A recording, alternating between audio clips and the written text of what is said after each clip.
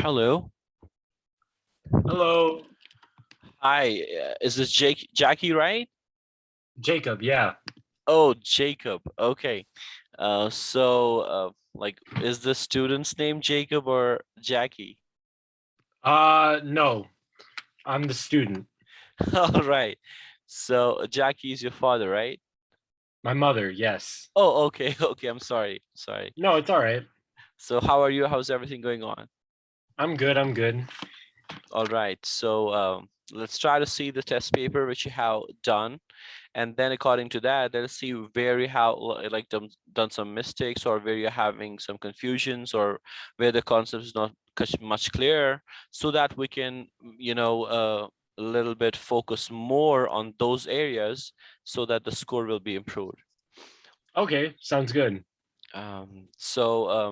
You can see my screen and your answers are there, and you're having the test paper as test paper 10 I had sent you. Yeah. So that was this is the answer key. So when I was checking it, because I didn't got much time to check it before, when I was checking it, I felt that few questions are wrong in first few, instances only. So let's try to see question number 1. I'll give you the test paper also so that you can confirm whether this is the test paper or not. Mm-hmm. And then we can move forward. Okay. Just test paper 10. So this is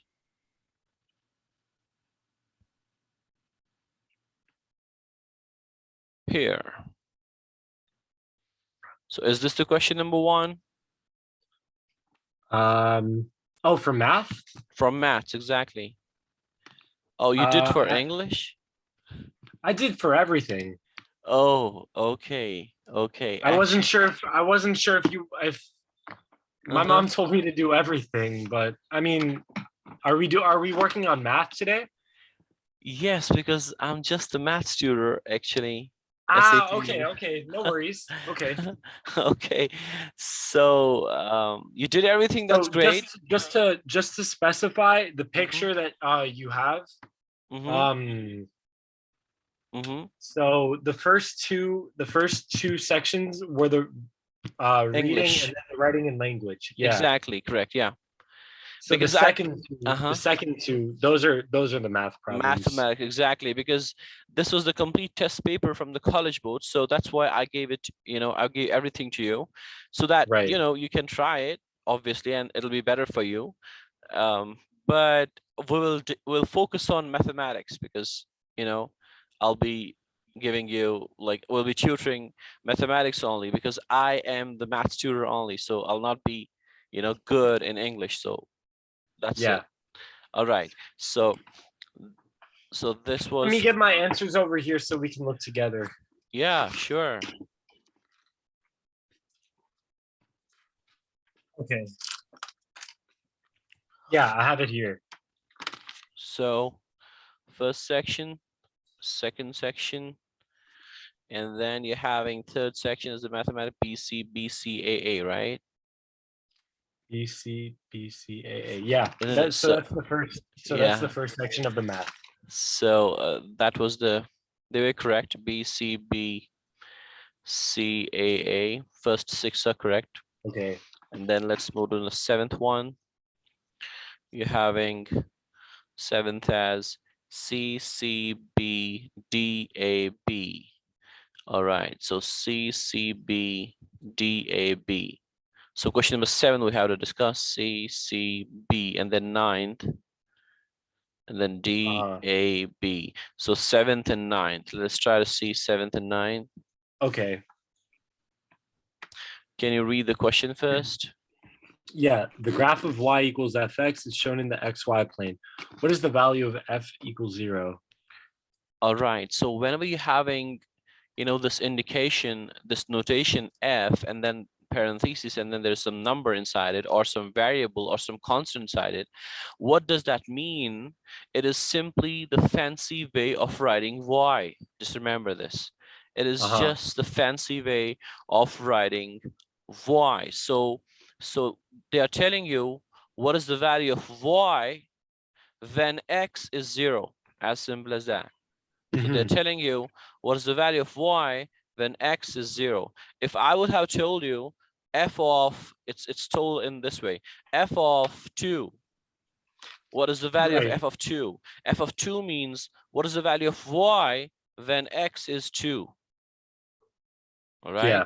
So if the question is what is the value of f of 0, that means we have to calculate the value of y for this graph when x is 0. So can we check it out here where we're getting x as 0?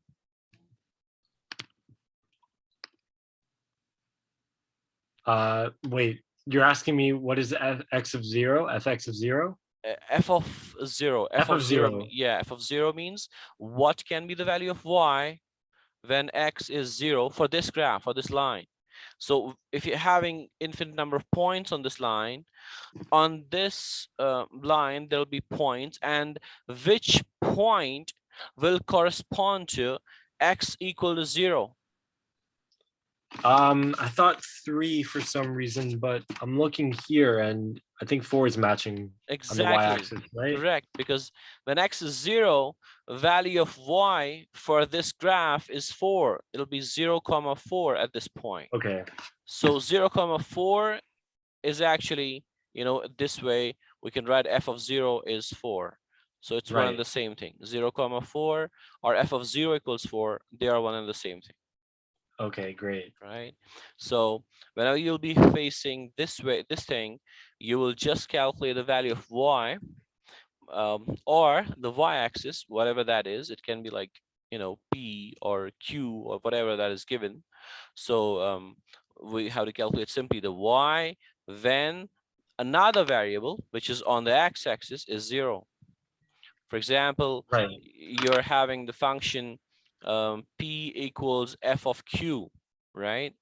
So so question is, if the question is given in this form, so you'll not get intimidated. So you'll just see this f p is equal to f of q, and the question is telling you what is f of 0. That means what is the value of p? Okay, what is the value of p when q is 0? That's it. I understand. Great. So it's basically just yeah.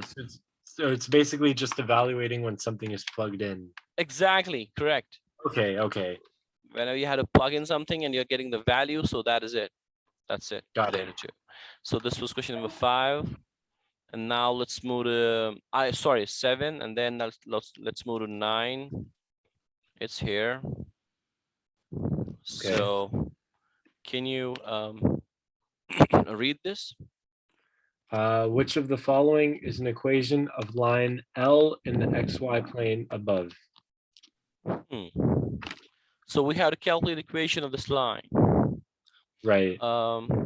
Do you know anything about, like, just by seeing the line, can you say whether the slope is positive or negative? Just by seeing negative. The line. Correct. Why? Because it's diagonal. When it's positive, it has well, I don't know how to explain it verbally, but I know that when it's diagonal, it's reflected to the other side, pointing in short, what you can remember is, if you're here, if I am here, for example, from left to right, if you're going up, okay, to the mountain, it's positive. And if you're going down the mountain, then it's negative. Right. So you can remember, whenever I'll be moving on this line from left to right, am I going down or up? If I'm going down, then it's negative. If I'm going up, that's positive. If I'm not going down or up, I'm just moving horizontally, then the slope is 0. Right. And if I'm going vertically up, which is impossible, right? I cannot move to this mountain. I cannot climb this mountain because it is completely perpendicular to the horizontal axis. So then I can say the slope is infinity. Okay, got it. Right? So the slope of this y-axis is infinity. Or I've heard that the slope of the y-axis would be undefined. Is that also true? That is what we can say in some other terms, like not defined. Yeah. Right? Okay. Not defined. So you have to check which option you will take according to the information given. So, and the slope of this x-axis will be? It would be -1. Oh, of the x-axis, it would be 0. Exactly, because you're not going up or down. It's just the horizontal. There's no steepness for the x-axis because slope measures steepness. So there's no steepness. That's why there's no slope. That's why it's equal to 0. Yeah. All right. So one more thing, we can represent this line in slope-intercept form. Do you remember? Yeah. Y equals mx plus b. Right. Slope-intercept. Exactly. What is m and b? M is the slope and b is the y-intercept. Right. So m is the slope, means rise over run. Right. And b is the slope. It says y-intercept, which means the value of the y when this line cuts the y-axis. When it meets the y-axis. Exactly. What is that value? -4. -4. And another thing, the slope is negative. So can you calculate the slope of this line? We need just the 2 points for calculating the slope of the line. It would be -1. Okay, x2, y2. It'll be negative. How did you calculate that? Because the rise is 1 and then the run is -1. So then beautiful, right? Yeah, that's correct. Or else you can take any 2 points on the line, right? You can take any 2 points on the line. For example, I'm taking -4, 0, and I'm taking 0, -4. Or else you can take any one, you can take between, the points which are in between, anything, whatever you like, any 2 points on the line, and then you can use the formula for the slope. Slope is equal to change in the y divided by change in the x. That means y1 minus y2 divided by x1 minus x2, or y2 minus y1 divided by x2 minus x1. So it'll be y1 minus y2, it'll be 0 minus -4. Yeah. That'll be 4 divided by x1 minus x2 means -4 minus 0. So again, you're getting -1. Correct. So the slope is -1, and the y-intercept is -4. So you got the two things. Now you can write the equation of the slope. It's the equation of this line. Y, so y equals negative x. Technically -4. Right. So where you're having y equals -x minus 4. C would it be? Exactly. Because then you'll subtract you x can to both add sides. x, because you can add x to both sides. You can subtract x to both sides, you'll get -x minus 4. Right? Right, but if you add x to both sides, then that would also lead to x plus y equals -4. That's already there, x plus y, for option C. Which option you're talking about? Yeah, option C. If you add x to both sides with our answer, y equals negative. If you do it from slope-intercept form and you add x to both sides, it would be x plus y equals -4, right? No, it's already there. X plus y equals -4. And if you're adding x, you're adding x to this equation. Oh, sorry. I thought you're that's adding. what I'm saying. Oh, yeah, that's correct. You're adding x to both sides. That's x plus y equals -4. That's 100% correct. Right. You have a fast hand. I'm very impressed. Thank you. Thanks a lot. Yeah. But what matters is you should have fast mind, like, brain. Your IQ should be more stronger, more faster, more efficient. That is what matters. All right. So we're having here option C as the right answer. So it's here, option C, and your answer was for question number 9. It was B. So Yeah, this was I just occasionally I have problems converting some mhm. some linear equations into slope-intercept form. So then at that moment you should simply, you have to first write the standard form y equals mx plus b, and then you have to see the options, whatever the options are, and then see what you can do with the options to get this one. Simply Right. the opposite, doing the opposite. Not if you get the answer and then you're seeing what can be done with the answer to get the options. That's one of the ways. And then you can try to have, different way, different approach. You can take the answers, and then see what you can do with the answers to get the standard form, right? Right. So that can also be the way. We'll discuss that. We will Okay. do the few questions for that. So this is question number 9. Let's move to 10. 10 I got D. Yeah, D. That's right. I just didn't say DAB, DBB. All right. So it's DAB and then D. So 13 we had discussed, DBB. 13 and 15. Okay. Let's look at that. So first of all, we'll mark the answers here. We got the 5th one is wrong. And then 13 and then 15. All right, let's move to 13. All right. All right, can you read the question? In the xy plane, the graph of the function fx equals x squared plus 5x plus 4 has 2 x intercepts. What is the distance between the x intercepts? Beautiful. So any idea about this?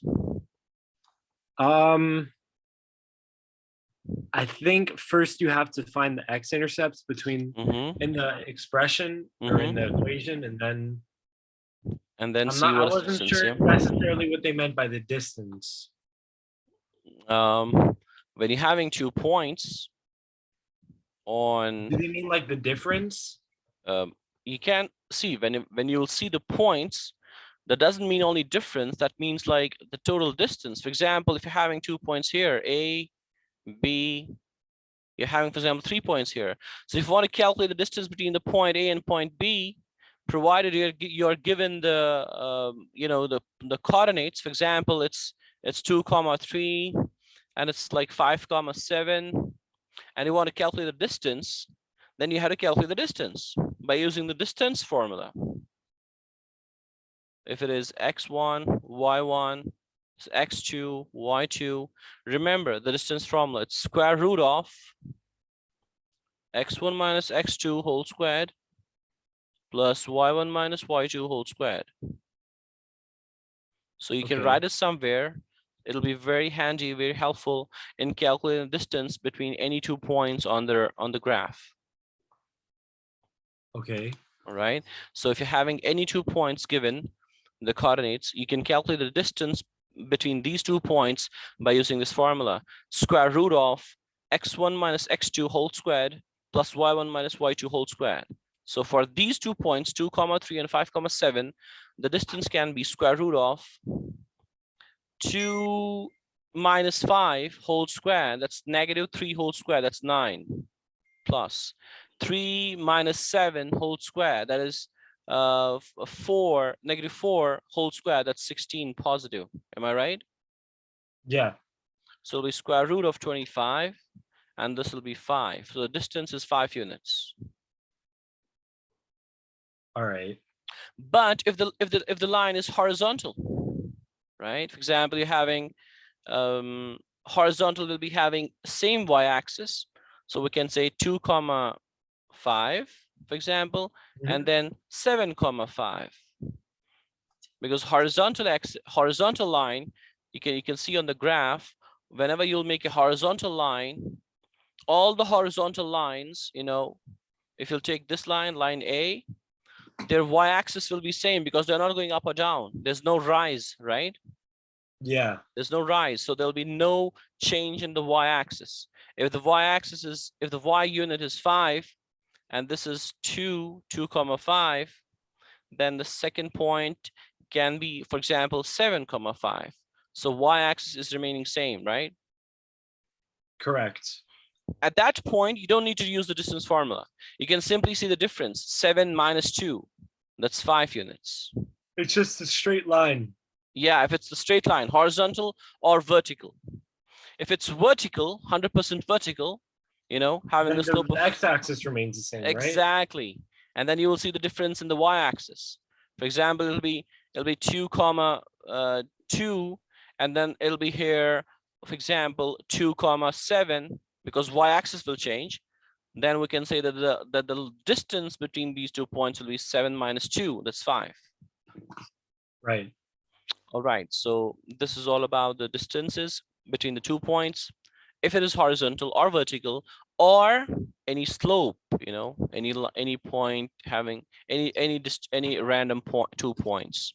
So this will be the distance formula. Now here, it's not simply given the 2 points. It's telling you there's a function and it's having 2 X intercepts. That means it is cutting the x-axis at 2 points. And what is the distance between the 2 points? Don't you have to find the two numbers that multiply to 5, and then the 2 numbers that add to 4? Yes, that'll be factoring, right? You're factoring it. Yeah. Exactly. So what will be the 2 numbers which when multiply will give you 4. 3. Okay. Yeah. And then which one add will give you 5. Right. So 2 numbers that add probably 5 and -1. No, -1 and -5. -1 and -5, and you'll multiply them, it'll be no, wait. 1 and 5. 1 and it has to be 5. No, wait, what? 5 and -1? 5 and -1. When you'll multiply them, you'll get -5, right? Right, no. But we should have 4. So if they both multiply to 4, 4 that's what, and 1. 4 and 1. 4 and 1. That's right. 4 times 1, and then forever. 4 plus 1. That's it. So we can write it as x. It's a parabola because it's a quadratic function, right? Quadratic equation. Yeah. Parabola can be represented in 3 forms.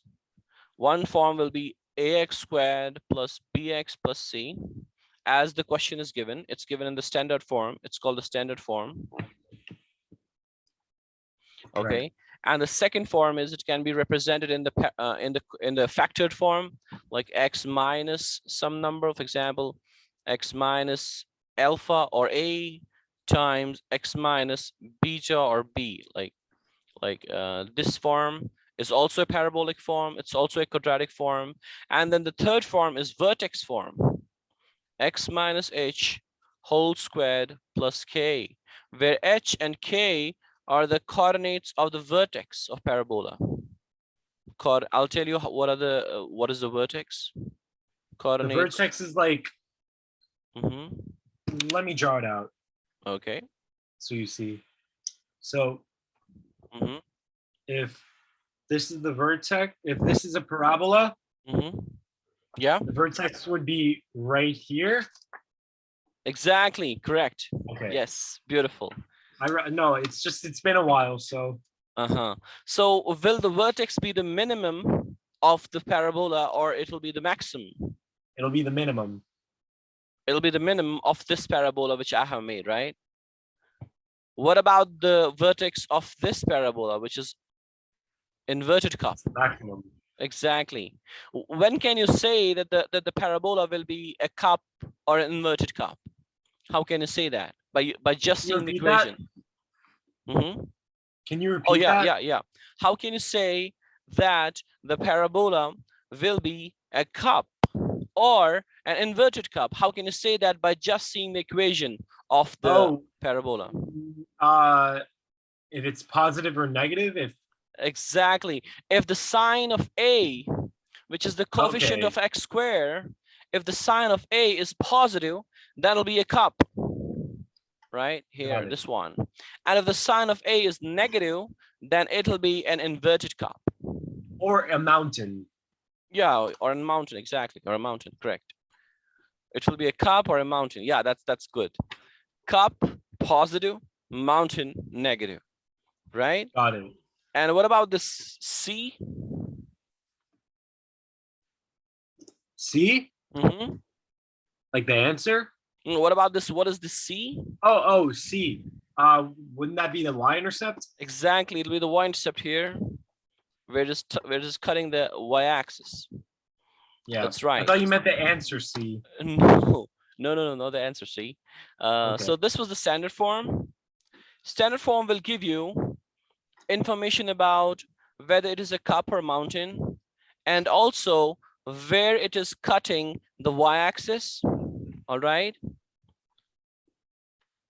So what is the information which we can take from the standard form? Number one, we can calculate the y-intercept. We can just understand the y-intercept as, by just seeing it. Second one, we can say whether the parabola is a cup or mountain, right? It's a mountain. Yeah, we can say that by just seeing the standard form of the parabola, right? I just try to want to make you understand that if the equation is in standard form, then by just seeing the standard form, we can get these two things. We can calculate the y-intercept, and then we can calculate we can see whether the parabola will be a cup or mountain, right? Okay. And when you're having the equation in the factored form, like this, you can when you will put them equal to 0, because if y is 0, that means y will be 0 for the x-axis, remember? Yeah. And y will be 0 for x-axis. Then we can say that either x minus a is 0 or x minus b is 0. And then we can say that either x is equal to a or x is equal to b. In the factored form, we can get the values of the x intercepts, you see? These 2 points. Yeah. We can get the values of x intercepts, a comma 0 and b comma 0. Right? Yeah. So in the factored form, we are getting the x intercepts. But in case of the vertex form, we are getting the coordinates of the vertex, right? Right. H comma k.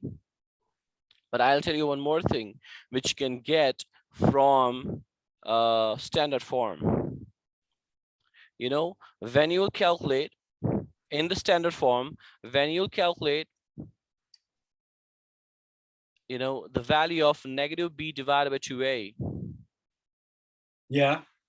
That will be the x coordinate of the vertex, h. Oh, I didn't know. That's what I'm saying. That's why I'm saying this. This is a new thing. So when you calculate a negative b by 2a, that will be the coordinate of the vertex.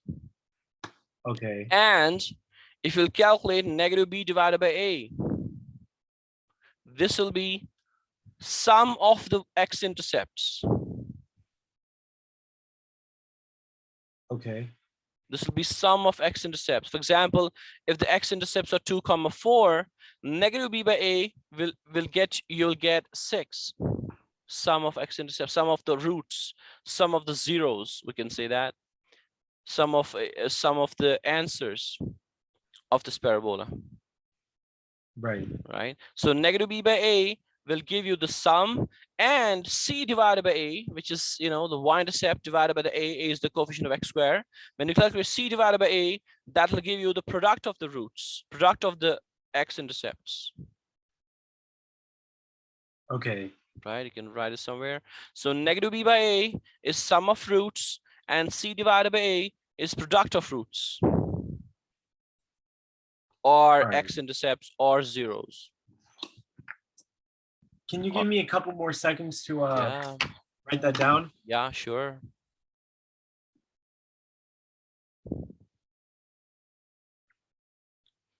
So in standard form, your a will give you whether this is cup or mountain, and your c will give you y-intercept, and then negative b by 2a will give you the coordinate of the vertex, and then negative b divided by a will give you the sum of the roots, and c divided by a will give you the product of roots. Got it. Hmm. Interesting. Yep. And if a is more than one, you know, you're keeping it like 2, 3, 4, 5, you're increasing it, then the parabola will go on shrinking, contracting like this, like this, like this, and so on. So the bigger the slope, the more narrow the parabola. Not the slope, actually. The bigger the a, right? Ah, The bigger the a, the more contracted the parabola, the the more number narrower. multiplied by x squared. Exactly. A. And the Okay. lesser the a, less than 1, like 0 0.5, 0 0.25, 0 0.01, the expanded the parabola, Okay. right? So this Probably is because Mhm. probably because the smaller the number, the more the closer it is to being straight. Yes, exactly, correct. The smaller number, the closer it's being to straight, because then you are decreasing the effect of x squared, and it is Right. becoming more like a linear bx plus c, or ax plus Correct. b, or mx plus c, or mx plus b, whatever. So it's becoming more and more closer to the linear. So that's right. So this is the effect of a, and yeah, that's enough. Now what we can do here is we can calculate the value of the x intercepts here. We can clear it. Now this is about parabola. It's three forms. How can we write it? And then now the question is related with the standard form of the parabola. X squared plus 5x plus 4. What you have done is you have converted this standard form into factor form. You see, you're writing it 4 plus 1. So you can say that x squared plus 4x plus 1x plus 4, right? Yeah, correct. So then you're keeping x is common for the first two, x plus 4, and then 1 is common for the second two, x plus 4, and then you're keeping x plus 4 out. So we're getting x plus 4 times x plus 1. Am I right? Yeah, So I'm with you. all right, so it'll be f of x equals x plus 4 times x plus 1. But if you want to calculate the x intercepts, that means you have to put in the value f of x equals 0, because f of x is just a fancy way of writing y. So y is x plus 4 times x plus 1. Plug in the value of y as 0. 0 equals x plus 4 times x plus 1 to And then you calculate the x evaluate that, intercept. right? Yes. If the two things are in multiplication and they are equal to 0, then either of them is equal to 0 or both of them are equal to 0. So x plus 1 is 0 or x plus 4 is 0. So if x plus 1 is 0, then x is negative 1, and x plus The 4 is 0. opposite. Yeah, exactly, the opposite. Okay. Then x is negative 4. So that means x is negative 1 and x is negative 4. So when you'll make a parabola, negative 1 and negative 4, so it'll be like this. Negative 4 comma 0 and negative Then 1 negative comma 1. 0. Now what is the distance between the two? Probably 1 and negative 1 and negative 4. So Yep. So how can you 3. calculate the distance? 3, exactly. Ah, Negative 1 minus negative 4. Higher So that's minus the kind of what lower this is. absolute value. So it'll be 1, -1 plus 4, it'll be 3. So 3 units is the distance. So that's the option C, Ah, right? okay. Is there any other way of calculating the x-intercepts by using the standard form? Yeah, you could just figure out Mm-hmm. the two numbers that add up to 5 and the two numbers that multiply to 4, which we already found out, and then we can just turn those into opposites, right? That's right. That's what we did. But is Exactly. there any other way?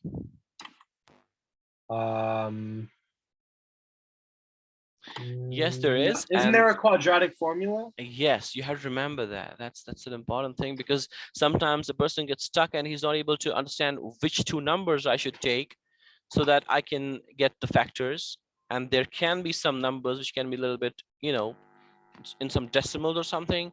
But at that time, it's better. Always it's better to use the quadratic formula to make it more faster. So you can say that the x-intercepts are -b plus minus square root of b squared minus 4ac divided by 2a. Do you know if that will show up in the? Do you know if No, like the SAT gives that no, it will formula not give out? it. No, it will not give you. It will Okay, not give you. that So sucks. that's it'll be great if you could remember this. You can write, you're having, if you'll divide 2a to, to both sides, to both things here, -b by 2a plus minus square root of b squared minus 4ac divided by 2a. You This, can cancel out 2a. no, will not cancel it because it's in Oh, division, right? It's just the same denominator, right? It's not like okay. dividing. They're not in division, they're like in addition or subtraction. Oh, okay. So -b by 2a, it is the x coordinate of the vertex, right?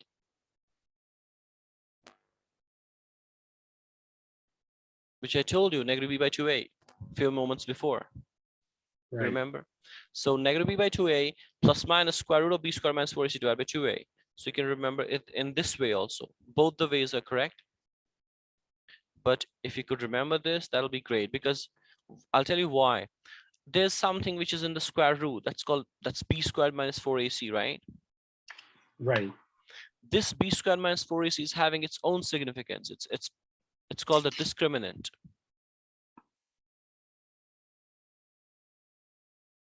Why it's called discriminant? Because it discriminates, it distinguishes between it tells you, it gives you information about where the parabola is. See, I'll tell you how. Okay. Very important concept. B squared minus 4ac. If this b squared minus 4ac is greater than 0, right? If b squared minus 4ac is greater than 0, that means this whole thing inside the square root is greater than 0, then overall you will get two real roots. You will get two real values of x. Two different real values of x. That means at that point it's telling you that it is cutting the x-axis at 2 points, whatever the points are, but it's cutting it. When discriminant is greater than 0. But Right. when discriminant is equal to 0, if it is equal to 0, you'll Does simply that get mean to, it's what do you call it? Mhm. Not solvable? At being equal to 0, it can be solved. See, it can be like this whole thing will become 0, it'll become -b by 2a. So you'll get only one value of x. Ah, that's what it means. That means it is just touching the x-axis, not crossing it. So that means that, yeah, only one solution. Exactly, only one solution, exactly. But if it is less than 0, if discriminant is less than 0, this was equal to 0, it's touching it. But if it is less than 0, that means square root, inside square root, you'll be having a negative number, right? Right. So if you're having square root of negative number, then that means it is imaginary number. It's not a real number. Hmm. That means it will not be solvable type of. That means it will not be crossing the x-axis at at any point. It will be above x-axis at some point, at some value, right? Okay. It'll be above x-axis. It will not be crossing the x-axis if the discriminant is less than 0. Got it. So you can see you can do the inspection of the question by discriminants also. D is greater than 0, D is equal to 0, D is less than 0. If D is greater than 0, it is cutting the x-axis at 2 points, 2 real values. If it is equal to 0, it's touching it at 1 point. And if it is less than 0, it is not touching it at all. Okay. These are called zeros of a polynomial when you're having greater than 0 or equal to 0, because they are touching the x, they're cutting the x-axis. Okay. Wait, question. Yep. If D is greater than 0, can it ever have more than 2 solutions? I'll tell you the general, the rule for it. If the equation is having a highest power of 2, it'll be having a maximum solutions of 2. Okay. If the equation is having the highest power as 3, it can have the maximum solutions as 3. Right. If the equation is having the highest power as 1, it can have the maximum solution as only 1. That's it. See, if the equation is having the highest power as 2, it can have 1 solution also, but at most it can have 2 solutions. That's it. Got it. If the equation is having the highest power as 3, it can have even 1 solution, right? It can have only 1 solution, but at most it can have 3 solutions. Mm-hmm. Did you got it? So if you Right. want to know whether I'll be getting more than 1 value or whatever the values I can get, at most you just see the power on the x, the highest power on x available in this equation. If the highest power is 2, you'll be just getting only 2 values at most. Okay. Is it clear till now? More. Is it clear till now? No, definitely. Great. So so that's why you'll be having 2 solutions here at most. It can be no solution, it can be 1 solution, or it can be at most 2 solutions, because the highest power on x is 2 here. Now let's move to question number 15. Okay. Can you read it? I got 15 wrong? I think so. Okay. System of equation. I remember this one. Okay. In the system of equations above, A is a constant. For which of the following values of A does the system have no solution? So there are two equations, and you are told what can be the value of A when they'll be having no solution. What Right. do you mean by no solution for the 2 lines? That it's not solvable for either. What do you mean by it's not solvable? That like they're parallel, that they never meet. Correct. So these 2 lines are actually the lines of these 2 equations are the equations of the line, obviously, because they are linear. X is raised to the 1 and y is raised to the 1. That's why you'll always get a line for the first one as well as the second one. Right. But there'll be 3 cases. They can be parallel, they can be on each other, and then they can be cutting each other. So if they're cutting each other, there'll be 1 solution. And if they're on top of each other, it's all solutions. Exactly, infinitely many solutions. Infinite, right? Infinitely many solutions. And if they're parallel, then there's no solution, because they'll be never meeting, right? Yeah. And when you calculate the solution, you're actually calculating the point, the coordinates of that point where these 2 lines meet, right? So you're calculating the coordinates of that point where these 2 lines meet. So that is it. If you're calculating the solution, but here they're telling you that it is not having any solution. If it is not having any solution, then they're parallel, right? Right. If they are parallel, what can be the relationship of their slopes? It's the same slope. Right. So you'll keep the slope same. That's it. You'll be having same slopes, but different y-intercepts, right? Yeah. Because if you'll be having same slope and same y-intercept, you'll be having infinitely many solutions. Right. Now let us see here. You're having negative 3x plus y equals 6 and ax plus 2y equals 4. Let us try to write them in the y-intercept form. So what can we write for the first equation? Y equals 3x plus 6. And what about the second one? You could do Mm-hmm. y equals ax over 2 equals 4. Oh, Plus- minus 4 or plus 4. Oh, plus 4, yeah. Because you're putting it on the right side, so Right. plus It's 4 just over that the 2. equals look like a minus because it's small. But- Plus 4 over 2, right? Because you're dividing the 2 to everything after this. right. So 4 over 2 means 2. Mm-hmm.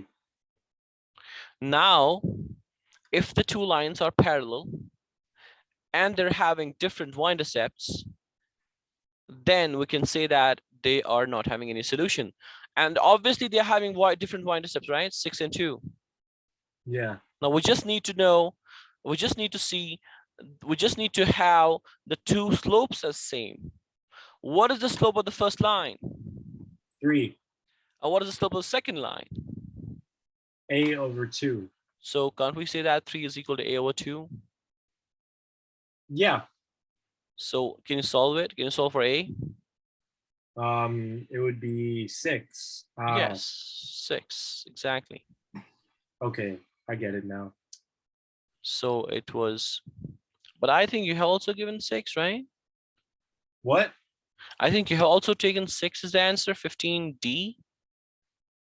Yeah, I got D for 15. But why did we do that, right? It's correct. Oh. All right. Okay, so I'll see the answers again. Oh, 15, it's telling you A. Oh, what? That's interesting. What we have done wrong? Negative 3x plus y equals 6.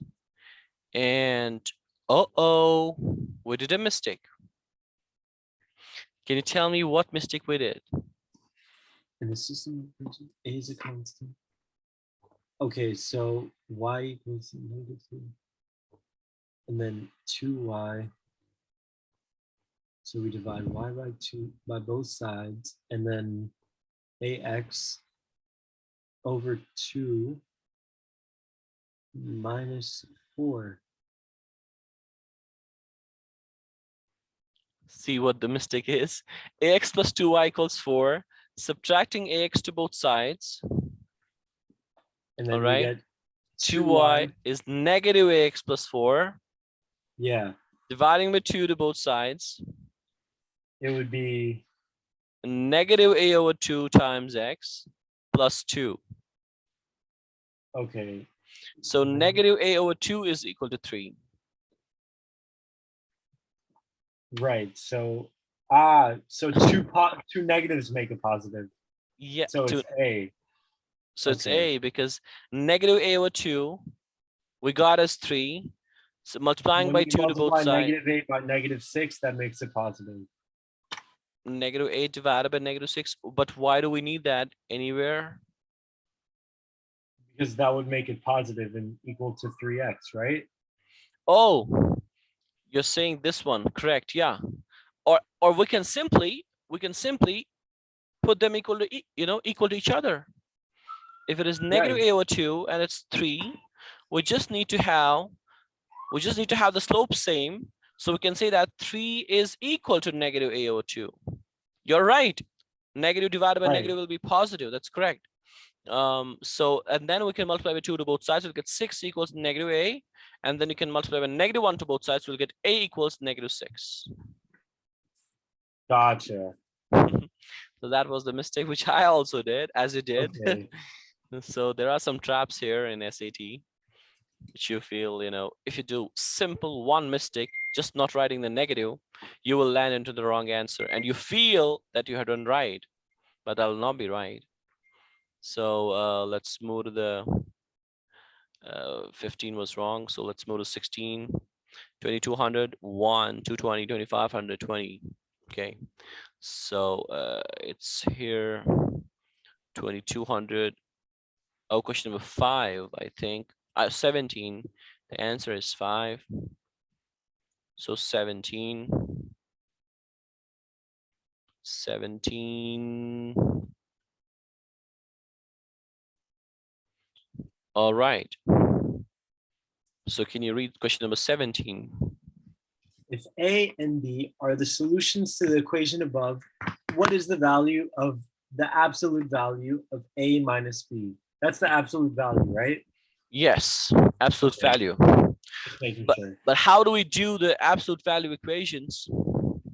Well, you solve it, and then whatever answer you get inside the brackets, it's positive, right? It's positive, that's right, because whatever you get inside those lines, It's how many. It's how long it's away from 0. That's correct. The distance, exactly. But then you want to calculate the value of x, which is inside those lines. What you will do is you will always make 2 equations. Remember, Right. when you have an absolute value equation, you will make 2 equations. Okay. First equation will be exactly the same, 2x plus 1 equals 5. And the second equation will be 2x plus 1 equals, the negative of that 5. Okay. Negative of that number. That's it. So now let's try to solve these 2 equations. 2x plus 1 equals 5. Subtracting 1 to both sides, you will get X 2x. is 2. X is 2. X is 2. Right, x is 2. And what about in the second one?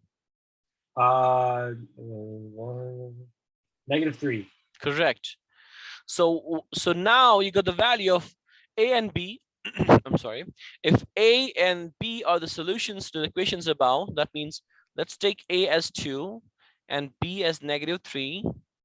It's already telling you that a and b are the solutions. So I got the solutions a as 2 and b as negative 3. Now it's telling you what is the value of absolute value of a minus b. So absolute value of 2 minus negative 3. 5. 5, that's right. So 5. Yeah, I kind of got mixed up with the negatives, and I got negative 1. Yeah, and then you did the absolute value of negative 1, that was 1, and you plugged in 1. Probably. Right, your answer is 1, but actually it's 5.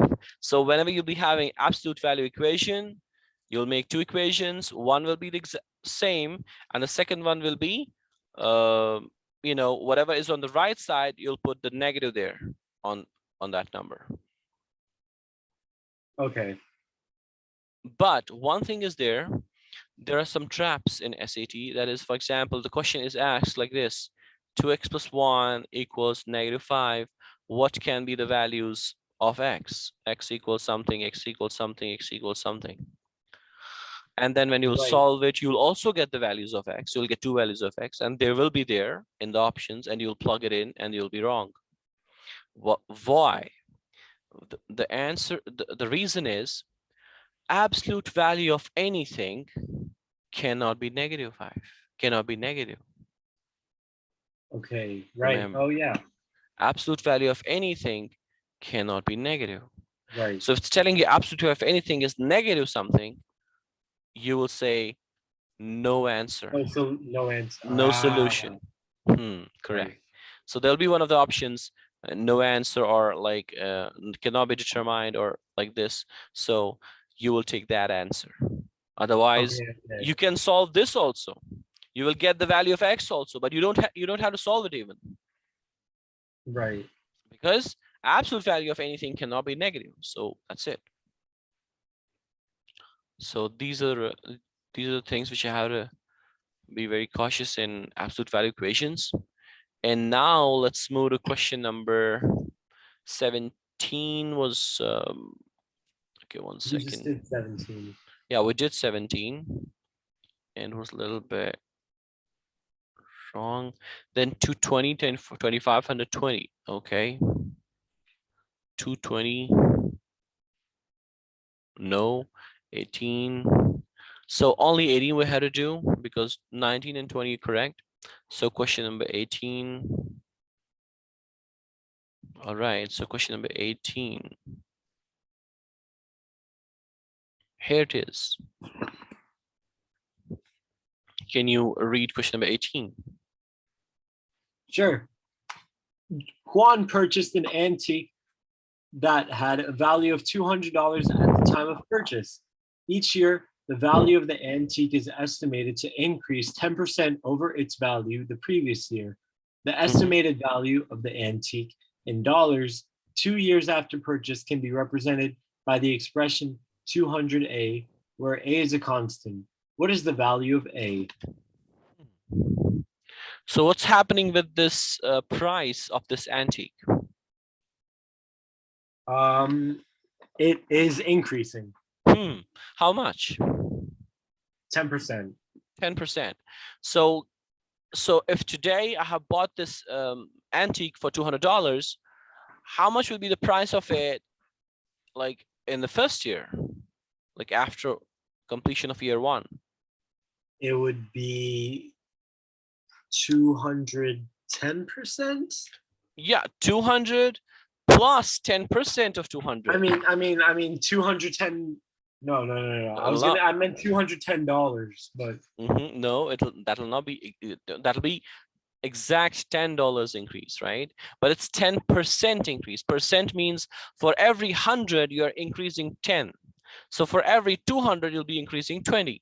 So but you'll not remember it like that because it can be a little problematic in different numbers. You'll write simply 200 plus 10% of 200. okay.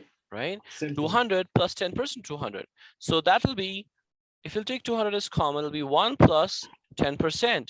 10% means 0.1. Am I right? Yeah. So 200 times 1.1. So can you calculate it? How much is that? Sure. But this is a no calculator portion. So then you would do the old-fashioned way. Exactly. So right? you can simply multiply 0.1 to 200 here. So 0.1 to 200, when you multiply, you'll get 20 because 0.1 is just shifting the decimal to the left. Oh, here. so it would just be 220. Exactly. Good way to think about it. So first year it'll be 220. Now the second year, it's again increasing by 10%, right? So 240. No. That'll be $20, right? You're increasing 10% to 220, right? 220. Okay. For every 100, you're increasing 10. For every 200, there'll be 20. But for every 220, how much will it be? So simply do this: 220 plus 10% of 220.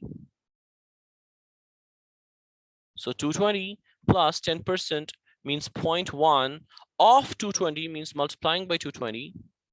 So 220 240. plus 22. How much will it be? 0.1 times 220 is 22. 242. Am I right? Yeah. But you're facing some confusion. Tell me. No, because 220 times 10% of 220 would be right, 10% of 220 would be 22, not exactly. 10% of 200. Yes. Okay. So okay. 10%, right? 10% means 10 divided by 100 times 220. That would be 10. That would be 20, and then 10% of 222 would be 22 or Exactly. 220. No, 10% of 220 would be 22. Exactly. So 22 plus 220 will be 242, right? Right. So in the second year, the price has become $242, right? Yeah. But it's telling you 2 years after the purchase, the price can be represented by the expression 200A. So that means 200A is equal to 242. Just think about it. It's telling So now you you just have to divide 242 by 200. exactly 242 by 200. So it'll Okay. be 2.42 by 2, right? Because 200 means 2 multiplied by 100, right? Yeah.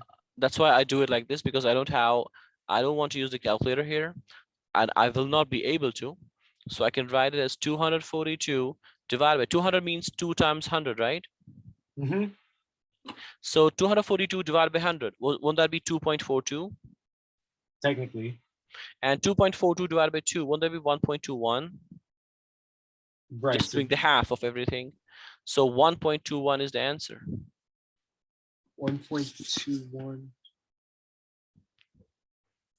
Think about it. Yeah. Tell me. Estimated value in dollars to this purchase. What is the value of A? Okay, yeah.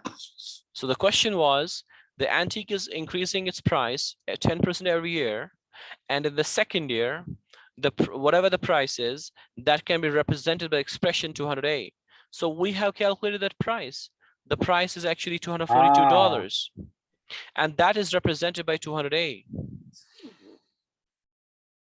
right? Got it. So 242 is represented by 200A, and it's telling you what is the value of A. So let's divide by 200 to both sides. 242 divided by 200 will be 1.21. So A is 1.21. I got it. So that's it. All right. Or any shortcut way of doing it? 10% 1.1 raised to the power 2. Exactly. See, I have written here 200 times 1.1, right? Yeah. Isn't this for the first year? The 220, right? 200 times 1.1 is 220. That is the price in the first year. And then 1.21 would be the price for the second year. 200 times 1.21. But I will write it in this way: 220 plus 10% of 220, right? So it'll be when you'll take 220 as common. I'm making a relationship which will be helpful in doing all these types of questions, which will come like this: 1 plus 0.1. So it'll be 220 times 1.1, right? Yeah. But we have already written 220 in this form, right? Yeah. So can I write, instead of 220, I will write 200 times 1.1, right? For 1 year. It's for the second year, right?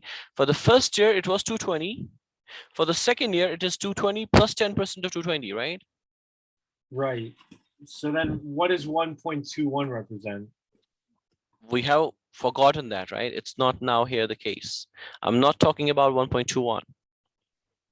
I'm talking about a relationship which I can build by just knowing what is a percentage increase every year, and for how many years it's going to increase, and how can we calculate for any year,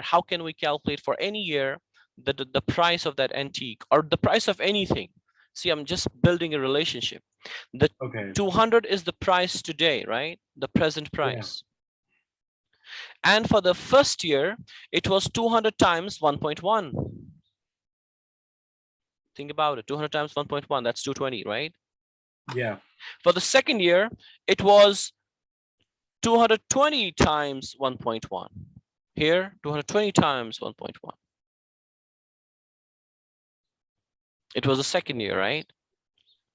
You're not getting it, right? Yeah, and then that led to That gave us, I wrote 220 as 200 times 1.1, because 220 can be represented as 200 times 1.1. So it'll be 200 times 1.1 squared. Ah. Now see the relationship. If the present price is P, and you want to calculate the price which is after T years, right? Which is after T years, and the percentage increase every year is, for example, X%, then we can represent the general relation as the price after T years, that's the amount which can be after T years, is equal to the present price multiplied by, see here, the X% means 1 plus X% means X over 100 raised to the power T. This is a very important relationship in terms of these things, which you can use for calculating the price of anything which is increasing or decreasing every year. And then you can calculate after 2 years what can be the price. See, if the question would have been, what is the price after 10 years? What you would do? You would not calculate it after, for every year and then reach to the 10th year. It would take a longer time. Right, you would just put 10 up out in the Exactly. So I could have done this as the amount which I'm getting for this antique for after 10 years will be the present amount, which was $200, multiplied by 1 plus 10% means 10 divided by 100, that's 0.1, raised to power 10. So it'll be 200 times 1.1 raised to power 10. And that's it. That would have been the answer. Great. And then these types of questions, which are a little longer, which are having the time is a little bigger, they come in the calculator portion. In the no calculator portion, it'll be a little easy. All right.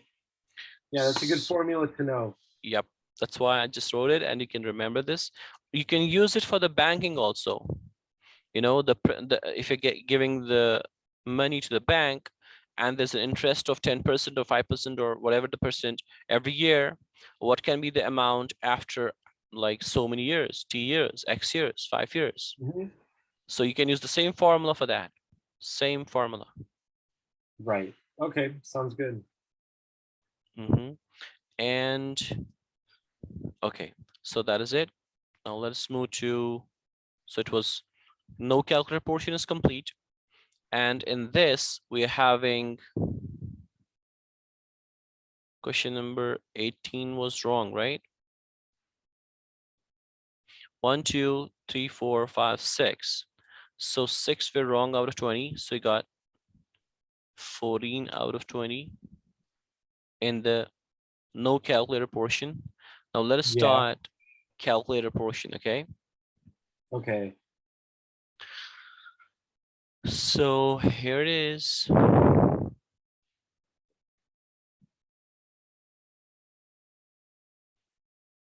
B, A, B, C, C, D.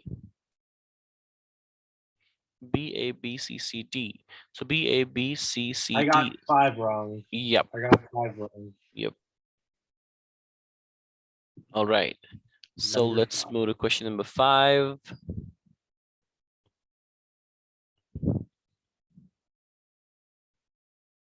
Can you read it quickly? Now you can do it, I think. For the function f defined above, what is the value of f negative 1? F of negative 1. Yep. So now you can do it. What do you mean by f of negative 1? It basically means plugging 1 in for x. Yes, plugging negative 1. So plug in negative 1 for x. It would be negative 1 plus 3, 2 over 2. 2 divided by 2 would be 1. That's the answer. Okay. Option C. Sounds good. So we discussed the concept and we applied it now. Right. I think I got the negatives wrong. That's what messed it up. Okay. So we had to open the eagle's eye, you know. In some Yeah, games, PS4 games or PlayStation games, you're having, for example, in Red Dead Redemption, you're having, you know, the Arthur is having a concept of eagle's eye. That means, you know, he focuses completely on something, and then he right. gets those insights, you know, those things which are not visible to the common men.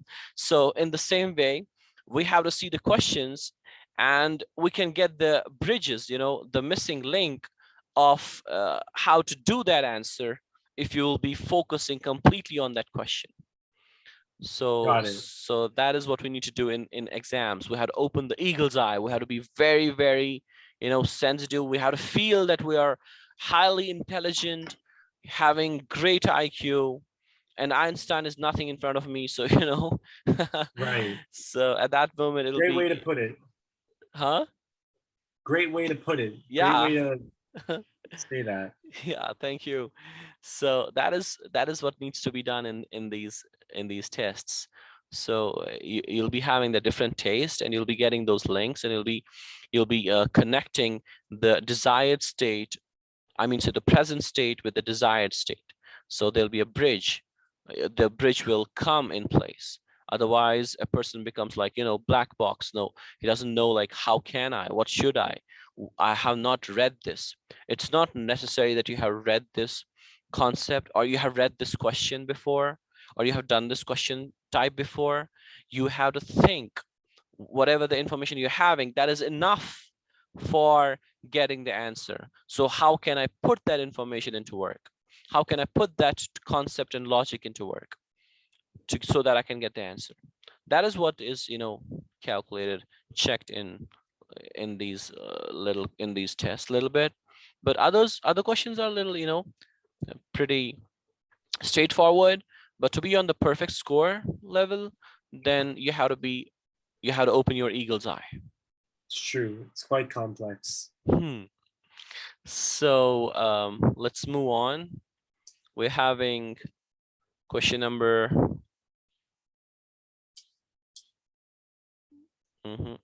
Where it was here. So it was 6 was D. Now 7, A D B D A C. So A, question number 7.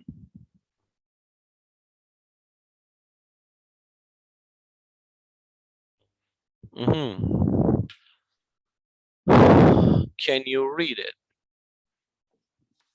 A retail company has 50 large stores located in different areas throughout a state. A researcher for the company believes that employee job satisfaction uh, varies greatly from store to store.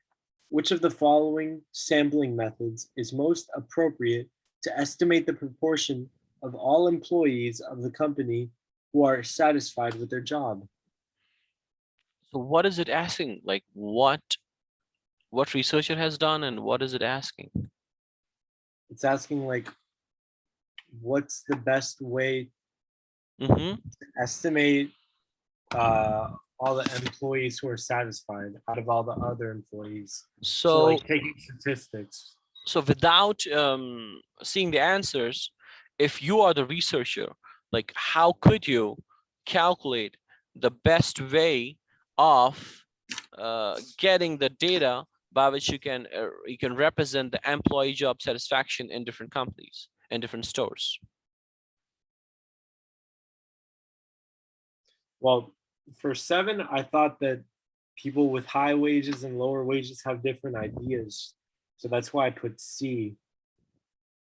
Yeah, But but but I that'll think I be was wrong. because that'll be you know, you're just selecting uh like a portion of that, you know, It you're has to be selecting. unbiased. Yeah, exactly. A little, your answer is biased because you're selecting that sample which is particularly associated with something, right? For example, the payment, right? But that doesn't mean Mhm. that payment is the important factor for satisfaction, right? Because there can Yeah. be some companies in which you'll be having great benefits, great great salaries, but still the employee satisfaction is very down, like 2 star, 1 star, right? Well, So now I'm rereading this, and maybe B sounds like another good answer. selecting 10 employees from each store at random and then surveying each employee selected. Okay, but let us try to see other options. Selecting one of the 50 stores at random and then surveying each employee at the store. So if we'll take A, that'll still be biased because you're taking only one store. So how can Right. you like get the solution? How can you get the information of other stores? So A is not the Exactly. answer. So let's eliminate A.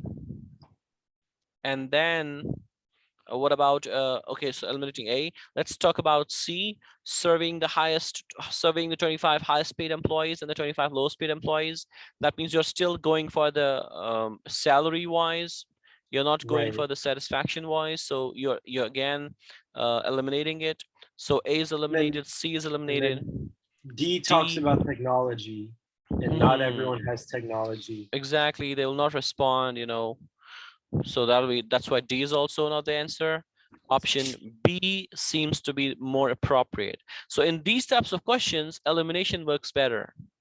Like Process what of is the elimination. reason? Yeah, what is the reason you'll eliminate it? So I'll eliminate this option because of this, and then you'll get the answer, which is more closer to the question. So that's option B. Right. So question number, what it was? Uh, what was it? I think it was 7. Question number 7. So let's mark 7. So 8 is DBD ACB. So DBD.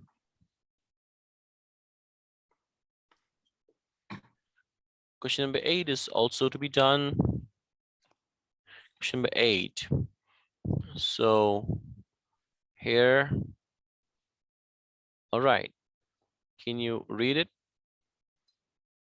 The two graphs above show the total amount of money that Ian and Jeremy each have deposited into their savings account for the first time for the first 7 weeks after opening their accounts. After they made their initial deposits, how much more did Ian deposit each week than Jeremy? Hmm. How much more? So how much more is in depositing? I wasn't necessarily sure what they meant by initial deposits. Did it mean like their starting deposits, like where Exactly. they When I'm opening the account, me and okay, you, we went to the bank and we opened the account, and I was having $100 in my pocket. So I told them to deposit $100, and you were having $300, right? yeah, So and then you put in $300.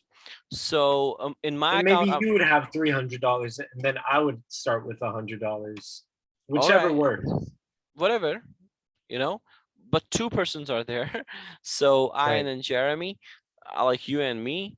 So $100 and $300. But what's happening with the graph? If see in case of Ian, the price every week is increasing, right? Yeah. I put in only 100, but on 4th week I'm having that amount of money which you're having. You just check it out on the Right. graph. I'm having $500 in my account, and you're You also have a having higher 500. you have a higher rate of change than me. Exactly. Why? Because I'm putting in more dollars in the account every Right. week. You're not putting that much. I am. So what amount I am putting every week and what amount you are putting every week. So that means I have to calculate number of dollars per week for Ian and Jeremy. Right. So number of dollars per week, doesn't that mean y-axis divided by x-axis? Think about it. Yeah. Check it out on the graph. Y-axis is dollars and x-axis number of weeks, right? Yeah. So doesn't that mean the slope? It means the slope, right? Exactly. So can you calculate the slope of the first line and the second line? Okay, so for the $100, the slope would be 200. It would be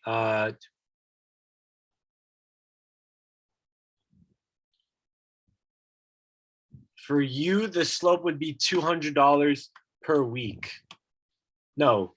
Mm-hmm. What I can do is, this is a line. I'm having 2 points. The one point is 0, 100, right? Yeah. And the second point is 1, 200, right? So then it would be a rate of change of $100 per week, not 200. Exactly. So 200 minus 100 divided by 1 minus 0, that's 1. So it'll be $100 per week. Right. So this is like for example, me, Ian. And what about Jeremy? Jeremy has, it looks like, I might be wrong, but it looks like he has 50 per week.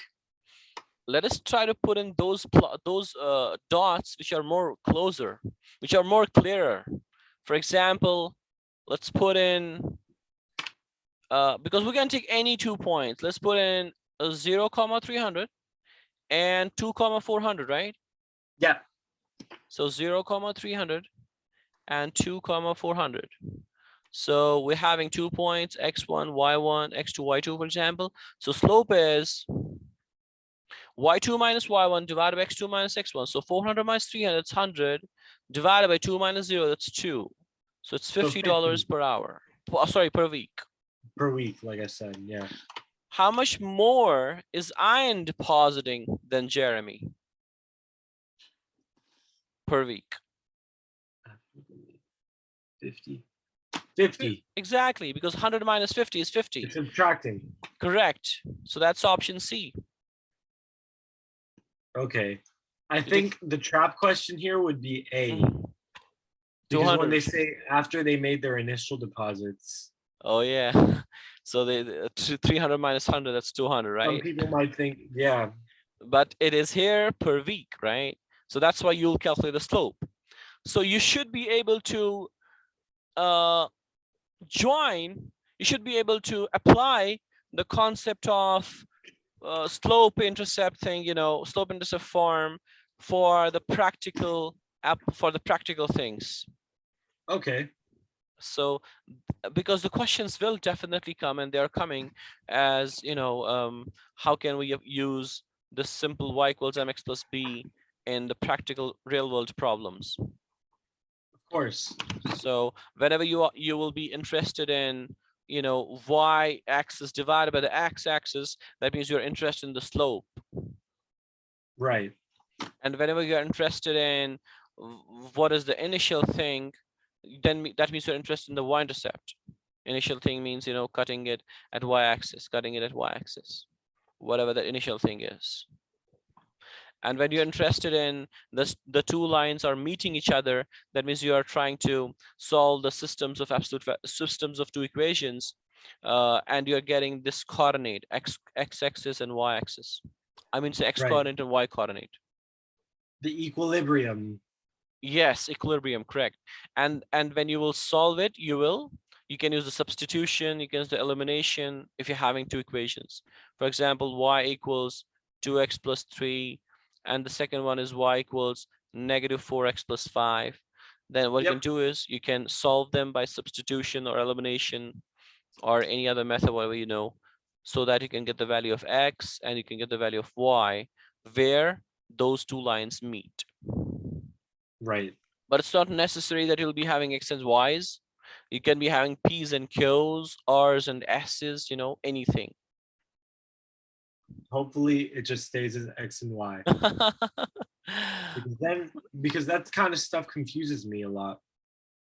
All right. Yeah, but if I'll write p equals 2q minus 3 and p equals negative 6q plus 4, right? At that same moment, also you have to do the plug-in. For example, p is 2q minus 3, plug in the value of p as 2q minus 3 in the second equation. So 2q minus 3 Yes, -6 cube plus 4. Or you can do elimination. You can just multiply stuff with some numbers to make them equal and then subtract the equations or add the equations, whatever you like. It Yeah. depends on you. So it'll be exactly the same thing. That's what they want to, check whether you'll be able to use them for the practical problems. So that's why it's not necessary that you'll be having y's and x's. You can be having anything, dollars and weeks and speeds and Yeah. rates and distances and times and whatever the things are. Right. All right, so this was question number 8. So question number 8 was wrong. Ninth, I think, was also wrong. I got B. You got B. You're having the answers in front of you? Yeah. Oh, yeah, that's right. 10th, what is 10th? 10, I got D. Next. 11, I got A. Mm-hmm. Wait, are you talking about the correct answers or my answers? Because Your answers. Okay. Yeah. 11, I got A. 12, I got C. 13, I got B. 14, D. 15, C. Right. 16, D. Okay, continue. 17, D. 18, C. Yeah, you can tell continuously B, C, A, C, A, B, and so on. Okay, so 18, C, and then B, C, A, C, A, B, A, D, B, C, D, A, and then I got 6, then 180, then 8,000, then 34, and then 6 and and then 5 over 2, and then 11 over 4. Oh, I am sorry. I was just checking your answers in relation with your answers. Yeah, I was confused.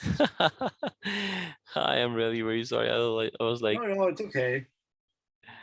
so So should I go back from 18? from Not 18, from 9, 8, 8. 9. Okay, so 9, I got B. 8, how much you got? 8? 8, I got D.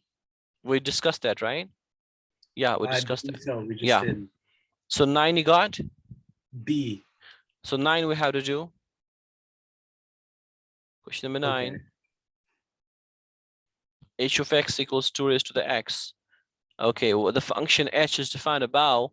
What is h of 5 minus h of 3? Now we can do it, I think. H of 5. H of 5 minus H of 3. How much is h of 5? Oh, wait. 2 to the x power. So does that mean 2 to the 5th power? Yes, obviously. H of 5 is 2 to the 5th power. Is 2 to the 5, yes. And So how much is 2 to the 5? 2 times 2, 4 times 2. It's a big number. Wait, I need. It's no calculator. It's not a big one. It's a calculator portion, right? Oh, it is calculator. Oh, right, it is calculator. So you can't use a calculator. 2 to the 5th power. Let me check up again because it's been a while since I did this. 2 times 2 times 2 times 2 times 2. 1,024. No, I don't think so. Wait. Wait. Hold on a second. I can also open the calculator. No. Wait. Oh, you have the TI-84. Okay. Yep. I have that exact same calculator, but I was using my phone. Oh, okay. I love that calculator. It's very good. Yes, 2 to the 5th. 32.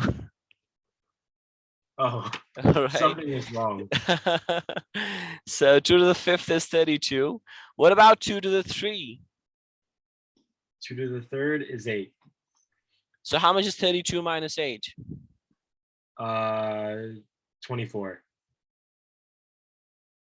So what is the answer? It's just 24. So what was your answer? My answer for 9 was 4. I don't know why I did the calculations wrong. now we are more clear for this because we know how to do these functions, you know, h of something is something what. Right. So that's why it becomes more clearer now. Okay, now let's move to the next one. What was question number 10? What is your answer for question number 10? For 10, I got D. Oh, 1 second. Clearing everything here. So you got D. That's correct. Okay, next one. Then A. Yeah. Then C. Mm-hmm. B. 13. D. 13. 13, I got B. We had to discuss that. 13. Okay. So 13. Let us try to do 13. So 9 we discussed, it was wrong.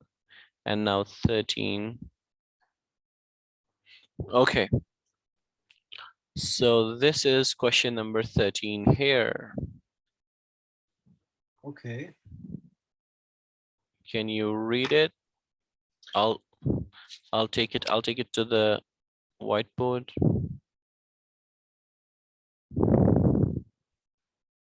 Okay. Can you Zoom in. yes, I would love that. Definitely I will. Is it enough or should I a little bit decrease it once? You need to lower you wait, 13 is okay, 13 is 3 colonies of insects. Is that the one?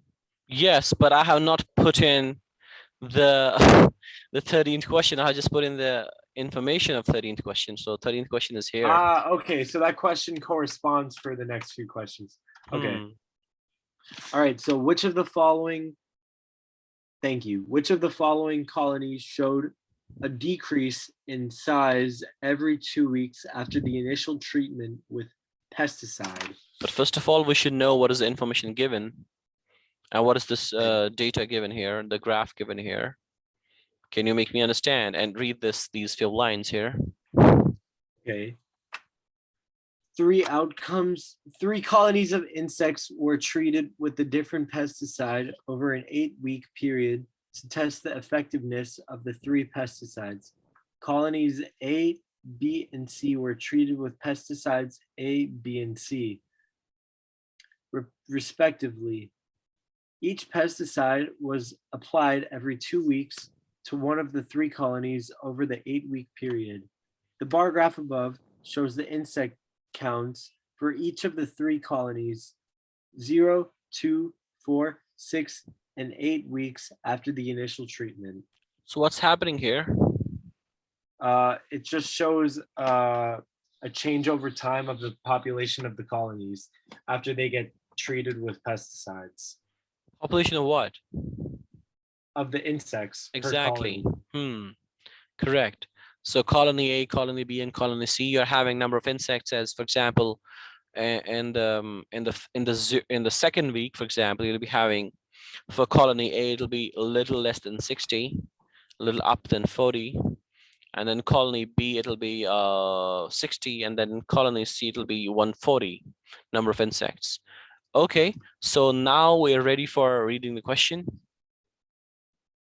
So which of the following colonies showed a decrease in size every 2 weeks after the initial treatment with pesticide? So which of the following is showing a decrease in size? Looks like B for sure.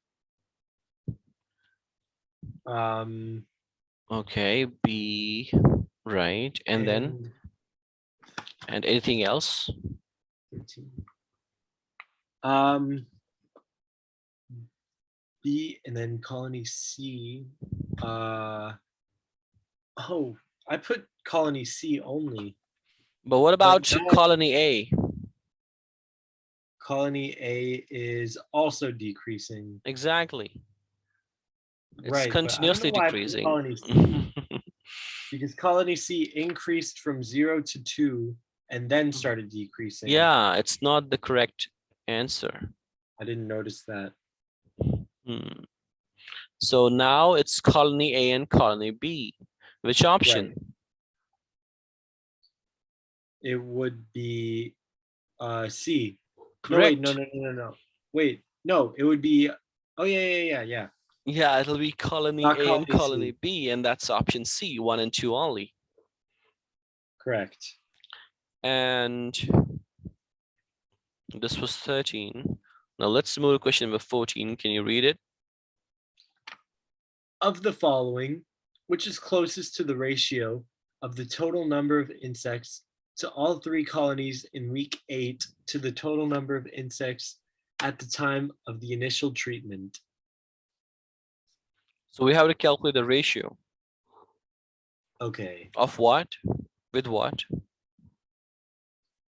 Of the total number of insects in week 8 to the total number from when they started. Right. So can you tell me what is the approximate number of insects in week 8? Okay, so if I can try and add, colony B has 10, colony A has 20, so that's 30, and then colony C has 50, so 30 plus 50 is 80. Mhm. So that's the total for the end, and then it starts with 55, you could say, and then 65, 55 plus 65. Like that's 120, Mhm. and then plus 80, that's 200. So you're So saying it's 200 divided by 80. week 8 divided by the initial, so it'll be 80. So it'll be, see, the question is ratio of the total number of insects in all 3 colonies in week 8. So the numerator will be the number of insects in week 8 divided by the number of insects in week 0. Because they're saying the total number from week 8. Yeah. Yeah, they're saying the week 8 first, and then the initial, and then Not the other way around. exactly. So which is closest to the ratio of the total number of insects in 3 colonies in week 8 to the total number of insects at the time of initial treatment. So week 8 divided by the initial treatment. So week 8 is 80, initial is how much? I said about 200. Okay, so it'll be 80 divided by 8 divided by 20. So 2 times 4, 2 times 10. So it'll be nearly 2 times 2, 2 times 5. You're getting 2/5. That means you haven't. That means it's an approximate. It's not exact. Let's try Right. to do a little more exact. Okay. So So, for so I definitely know that that for week 8 it's 80. but can you check it again? Sure. Wait. So it's like 19 19 or almost. 20, nearly, or Yeah, 18. I'm so sorry, 18 or 19, 20, nearly, right? about. So let's And try it then we could as, say, how much should I write it here? 18 or 19? you could put 19, I'd say. Okay. And then what about the second one? That looks like 10, Yeah. half. And then what about the third one? That looks like 50. More, I think it's more than 50. Yeah, you could, it's possible. Yeah. All right, we can put it 50 because it's very close. So this will be 69, right? Okay. 50, 60, no, 79, sorry. It's very close to what you got before. Right. Now let's do this one. The first colony is 80, right? Yeah. Second one is Looks like 65. correct. And the third one, Probably like 57, 58. 56, 57, 58, something like that. Yeah. So how much is this total? 80 plus 66, 146 plus 58. That would be like 198. Yeah, it's 65, so 197.5.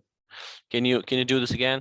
65 plus 56 is 65 plus 11. 100. No, it would be, oh yeah, it would be like 121. 121 plus 80 will be 201, right? 201. 201, 79 divided by 201, right? Mm-hmm. So we can do it on the calculator. How much is that? Or else we can do it. It was nearly 80 by 200, right? Yeah. But why is it wrong? 2 times 4, 2 times 10 is 20. 4 over 10 means 2 over 5. 80 divided by 200 is 2 over 0.4. 5 is the option. Wow. I thought it's no option there. See, No, it was. it is. I was not knowing it. Like I thought there's no 2 over 5. I just quickly It seemed saw like the we were just reviewing it. no, no. I was just doing it again because I thought 2 over 5 is not the option there. So I have Oh done yeah, something no wrong. worries. It Should was we do one there. more question? Yeah, definitely. Okay. Which one? Okay, so we're at 14. So Mm-hmm. 14 I got D. 15 I got C. 14 you got D, but it was A, right?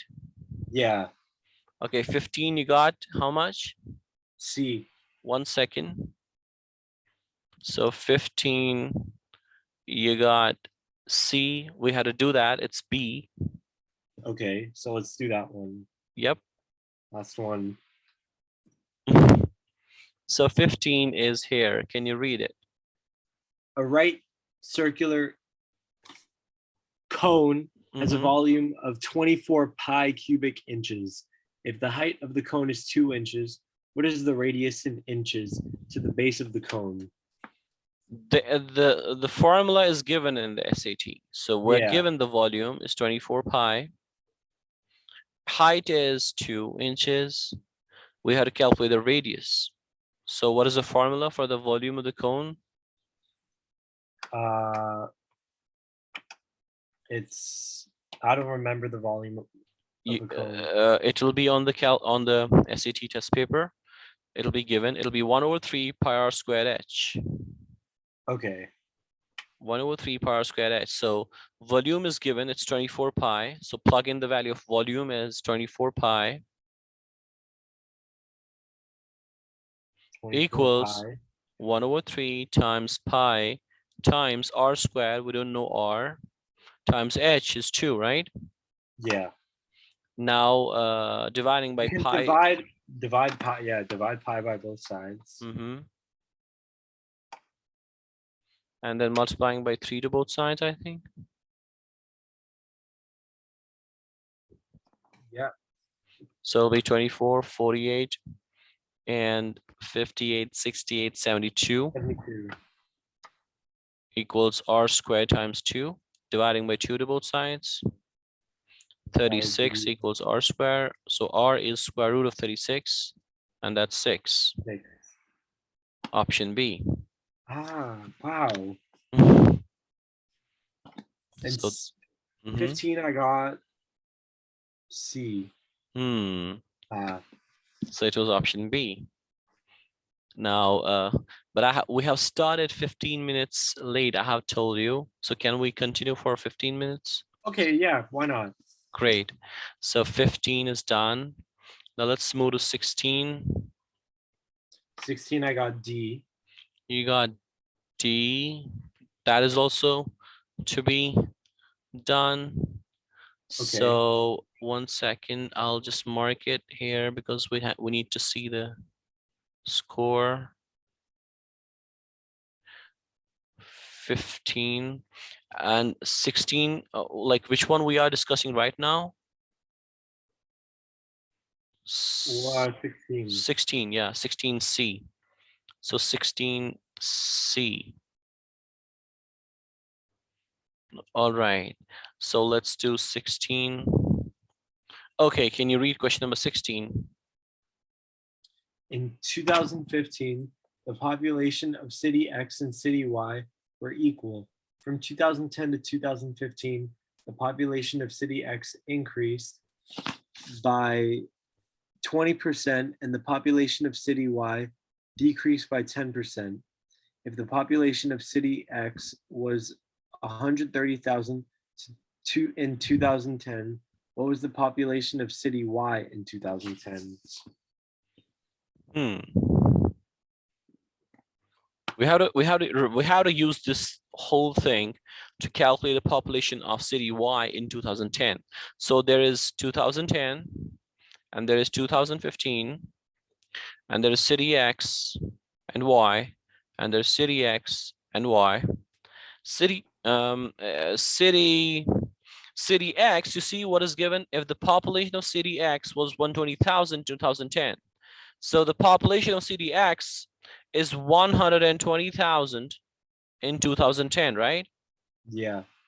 So we can quickly make a type of graph here, like a table here. Right. So population of city X is 120,000 in 2010. And it's telling you, the information it's giving you is the population of city X is increasing by 20% from 2010 to 2015, right? So you would multiply by 1.2. Exactly, great. So you can quickly open the calculator, and then you can multiply the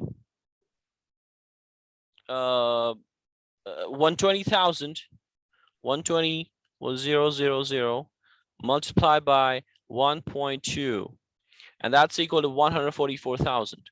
So the population in 2015 for city X is 144,000.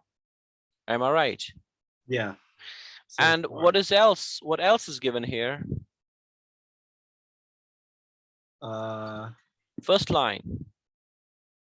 The population of city X and city Y were the same In? from 2010 to 2015. No. It's a decimal. It's a dot there. It's a full stop there. Oh. I didn't see that. So what is this Okay. here? In 2015, right? Okay. In 2015, they had the same population. So doesn't that mean population of city Y is also 144,000 in 2015? We have calculated the three things, but we have to calculate the fourth thing. That is the population of city Y in 2010, right? Yeah. What is happening to the population of city Y from 2010 to 2015? It decreased by 10%. So you would multiply that by 0.1 and then subtract 144,000 by that answer. that was a very good guess, but that is wrong. Why? Because increasing the 10% to any number is different than decreasing the 10% to the other number. I'll tell you why. See, you're having a number 100, right? If you're increasing 10% to this, you will get 1.1 multiplied by 100, that's 110, right? Yeah. But if you're decreasing 10% to this, no, sorry. If you're decreasing 10% to 110, going back, it should come out to be 100, right? Yeah. But it's not.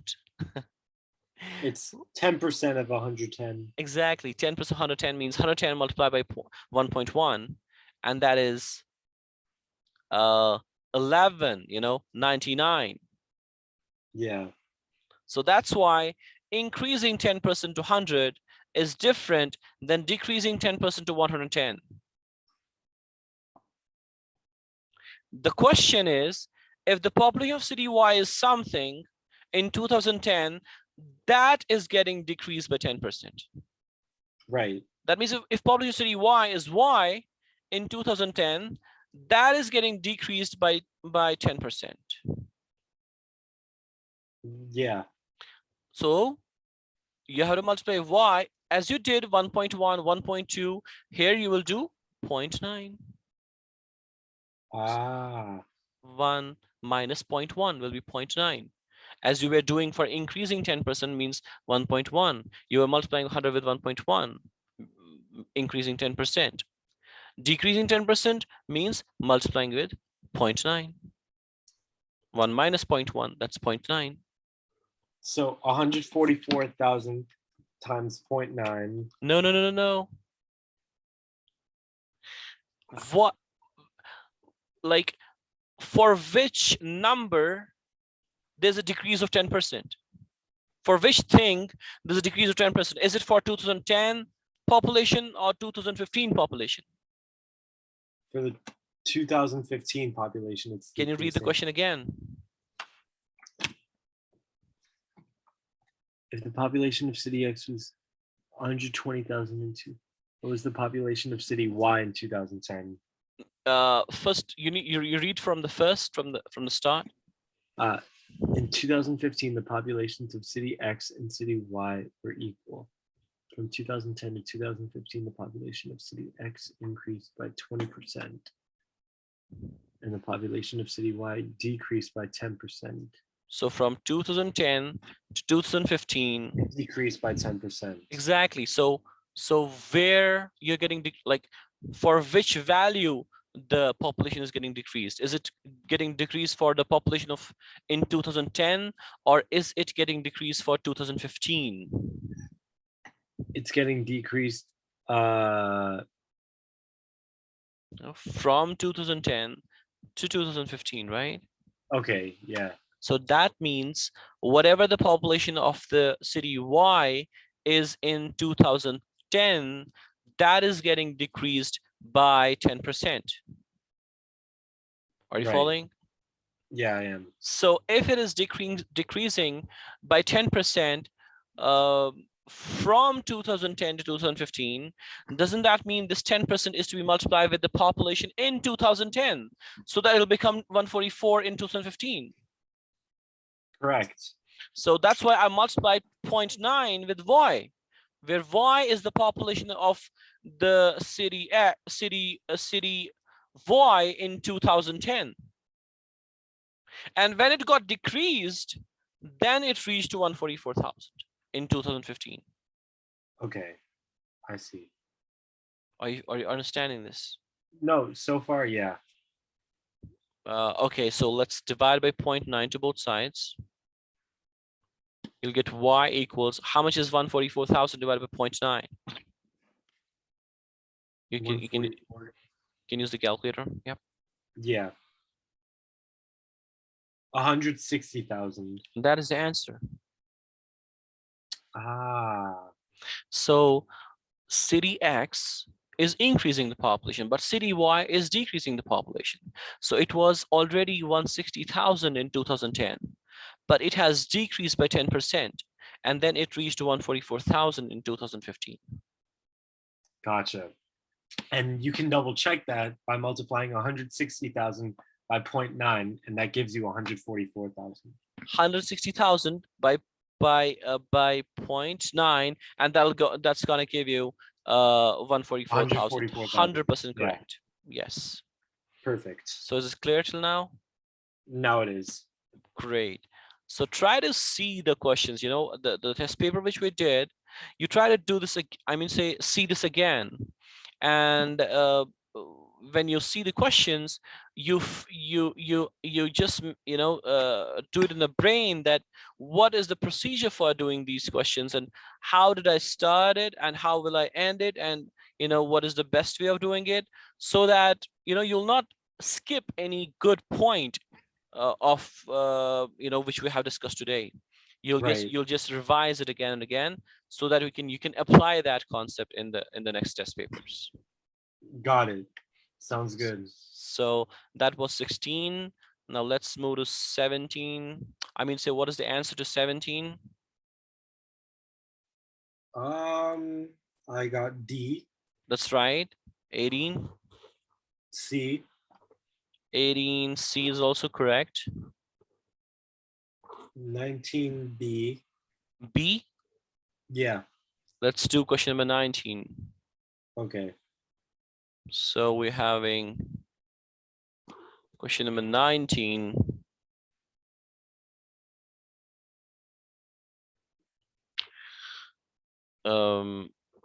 Is here. You can do it now, I think. Can you read it? Yeah. In the equation above, A is a constant. The graph of the equation in the XY plane is a parabola. Which of the following is true about the parabola? Which form is it in? Which form? It's Yeah. in Standard form. vertex Vertex form. form, exactly. And what is the coordinate of the vertex if this form is given here? What is the what is the general form of the It's y equals x minus h plus k. yes, correct. Yeah. So it can have a at the front, which is a coefficient of x square, and this a can be positive, negative, greater than 1, less than 1, and it can decide what is the shape. Is it the cup or the mountain? It is the. I'm You can gonna now, go with. yeah, you can compare it with negative times x minus 3 whole squared plus a. So what is the actual a? Like, what is this? I'll just tell you this thing here. What is this a? Is this positive or negative in the question? Positive. Are you sure? Yeah, it's positive. Oh, in the second one. I thought you were talking about in the top equation. The top In the equation is the bottom. general form, right? The top equation is the general form. You have to compare Oh, that top equation always with what is given so that you okay. can So in this compare one, them. it's negative, So a is negative, meaning right? that it would be like a cup. Meaning that it'll be cup or a mountain. It would be a cup. Cup will be when a is positive, remember. Ah, And if a okay. is negative, then it'll be a mountain. Oh, okay. I got it. So it'll be a parabola like this, be a mountain. So the vertex, will the vertex be a maximum or a minimum It'll be a for the mountain? max. Wait, it'll be a minimum. For the No, a mountain, maximum. For the mountain, yes. it's a maximum. Yes, for the mountain, it's a maximum because mountain will be, you'll get the mountain when a is negative. Right. Okay, you'll get a mountain when a is negative, and you'll get a cup when a is positive. So here, since a is negative, that's why you're getting a mountain. And if you're getting a mountain, then the vertex is the maximum. So you can eliminate option A and B. I see. You So understand? the Because maximum would occur at. so we had to calculate the coordinates of the vertex. Okay. And the coordinates of vertex are h comma k in the general form. How much will it be here? It would be -3. How much is So h? H is positive. Are you Oh, sure? yeah, because Yeah, h is negative times positive. negative. So Right, you already know that it's D. h is 3 and a is k, right? Right. So that already rules out C and you know that it's D. Correct. Okay, That's it. perfect. That's the answer. So option D is the right answer. So if you know the vertex form, if you know that the vertex is having the coordinates as h comma k, then you will be able to do it. Okay, And we have already discussed that. So that's it. perfect. So now let's move to question number, I think we are done. Oh, right. All right, so we are still having a few more questions, but I'll Okay. give. Can I give you one more test paper or what? Like, What was that? can I give you one more test paper? To do tomorrow, for tomorrow? But I think it'll not be possible, right? Yeah, I don't think I'll have enough time by tomorrow. All right, but one thing you can do, at least you can see all the questions which you have discussed till now today. All right. Tonight. Yeah, I'll look at them. Review, exactly. You review them, you'll see them, you'll try to do a few of them, which you feel that maybe I should do them so that I can get 100% confirmed that I am able to do them. All right. And the things which I told you, for example, the quadratic formula or the parabolic equations, different types, or the distance between the 2 points, You know, all those things which you have discussed till today, like till today. Try to revise them and see whether you feel any confusion or anything, any more explanation is needed, and then you can mark them and we can explain them in the next session. All right, sounds good. Great. So i'll I'll check the answers for the other ones also, and I'll see the, you know, the score, and I can put it on the Fiverr. Or else you can even if you want, you can quickly even message me on the WhatsApp. My number Okay. is 91 9906 87 48 17. Yeah, I don't think there will be any need to All send any right. message. All right, great. So you can have an email because I'll be sending but that's also to be done in on Fiverr also. It's not a problem. All right, All all right, right. so that's great. So anything you want to say, any question, anything, any confusion, anything you want to say for today? No, not really. All right, so try to revise them. We'll meet tomorrow at 8, I think 8:05 p.m., like nearly 8:10 p.m., right? Okay. Thank you very much. Okay, thank you. Thank you. I'll see you tomorrow. Yeah, tomorrow. Bye Bye-bye. Take bye. care. Also.